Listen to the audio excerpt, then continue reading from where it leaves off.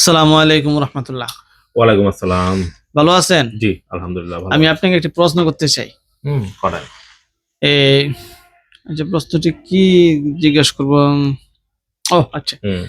প্রশ্নটি হলো কোন জিনিস পা আছে কিন্তু সে পা থাকা সত্ত্বেও সে পা দিয়ে কোনো চলতে পারে না?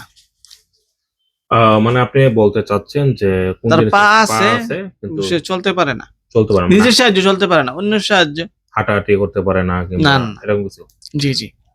আমার জানা মতে তো যত প্রাণী আছে পৃথিবীতে যাদের পা আছে তারা আবার তার প্রত্যেকেই কোনো আত্মা নাই। আত্মা নাই। না না, একটু সহজ ও করে মানে দিলাম। প্রাণী না, আত্মা নাই। ও আচ্ছা। তাহলে এটা হবে কি আর হবে? যেমন হচ্ছে আমি যে চেয়ারে বসে আছি, চেয়ার হতে পারে, টেবিল হতে পারে। এগুলাই তো। এগুলো তো আত্মা নাই। ও তো পা আছে, তাই না? ও আচ্ছা আচ্ছা। সম্মানিত দর্শক, উত্তরটি সঠিক হয়েছে কিনা কমেন্ট বক্সে জানিয়ে যাবেন। আসসালামু আলাইকুম।